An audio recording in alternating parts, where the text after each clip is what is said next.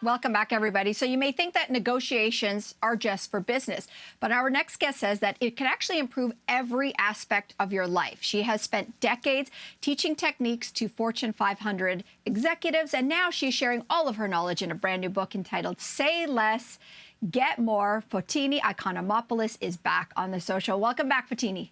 Thank you for having me back.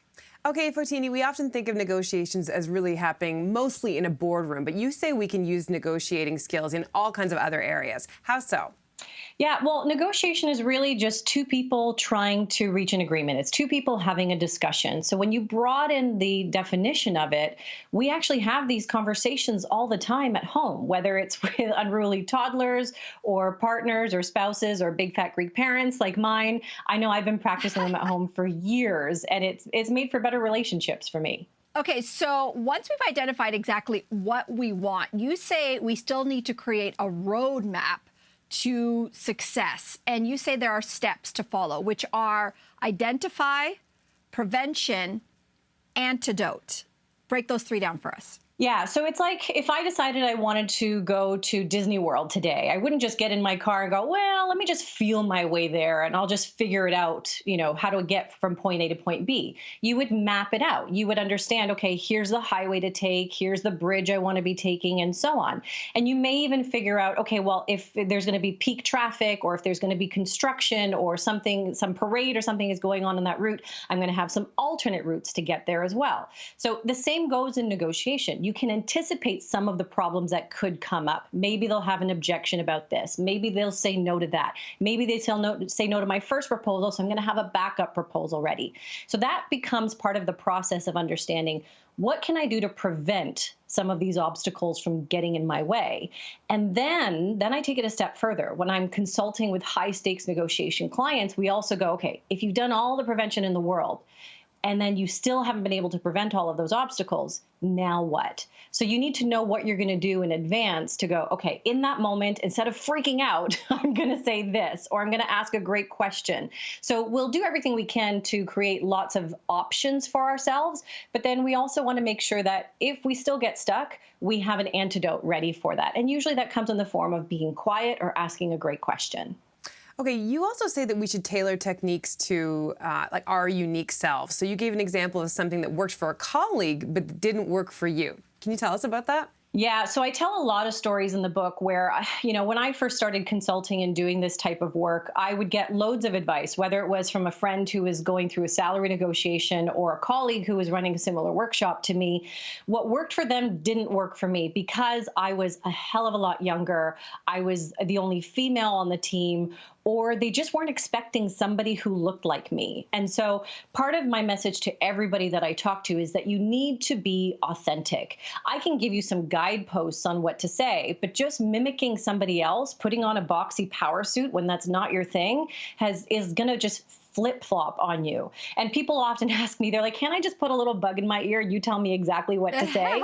And as fun as nice as that would be, the problem is if you don't have the mindset and if you don't believe what's coming out of your mouth, then it's going to be very difficult for you to be successful at it. So it's got to be in your voice. But again, there's some guideposts, like saying less and getting more is always part of the equation. There's some great questions you should be asking, but it's got to come into your words, not mine, or it's going to be even more difficult for you to be successful. So another part that a lot of people talk about in negotiations is that generally people say women are poor negotiators. So what are some of the challenges? First of all, is that true? And B, if it is true, what are some of the challenges we're coming up against? And then how do we get around them? So it is such a misconception that women are bad negotiators. In fact, we're great negotiators. And one of the reasons why is because we have empathy and we use it frequently. Women are consistently and statistically the nurturers. They're putting others' needs ahead of their own. And that can be a really wonderful tool in negotiation. The challenge becomes when you become a victim of your own empathy, when you forget what you're trying to accomplish in the process or putting your needs on the back burner for the sake of others. The other challenge that that we face is that we are treated differently. No matter who we're dealing with, whether we're dealing with another woman or a man, statistics show us over and over again that women are treated differently in negotiation. So that means we have to be a little bit more conscientious about what's coming across. We can be easily misinterpreted as aggressive instead of assertive. So again, there's ways that you can tweak your communication skills, not being inauthentic, to make sure that you get a lot more out of those conversations. It's asking carefully crafted questions. It's taking pauses and breaks to make sure that you're really listening to what it is that they're telling you. And that can make you much more successful. Okay, Fotini, when we're in difficult situations, it's hard, especially when they get heated, it's hard not to meet fire with fire. So give us some tools on how we should try to keep our emotions in check when we're feeling that way. Yeah, that's one of the toughest things. It's easy for me to say, it's much difficult for people to do. So what I talk about is finding your mental pause button. And that could mean anything from a meditative breath, so breathing in for 4, holding for 6, and out for 8. It could be visualizing yourself somewhere. It could be repeating a positive mantra to yourself. But one thing I want everybody to remember is that we tend to mirror when it comes to human behavior. So, if you're the one raising your voice and getting emotional, they're going to do the same thing. But if you're the one who is remaining calm and breathing at a normal pace and maybe even lowering your voice to a more soothing tone, they're going to now start to mirror and do the exact same thing as well. So my advice is always be the mirror you want them to reflect. Oh, that's so interesting. I want to hone in on the voice part, or perhaps the overall presentation techniques. You kind of mentioned this earlier, that it's not about us mimicking a style or a way to be in negotiations that we've seen on someone else or on TV or something.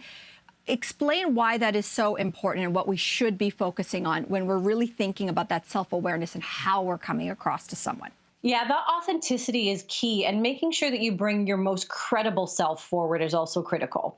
One of the things that I am finding is that a lot of folks will start to do what I like to call it the Kardashian effect, where you hear like this intentional, like vocal fry, lackadaisical thing, and because we maybe think it sounds cool, we just pick up some of these things that we hear from others because we're mirroring naturally.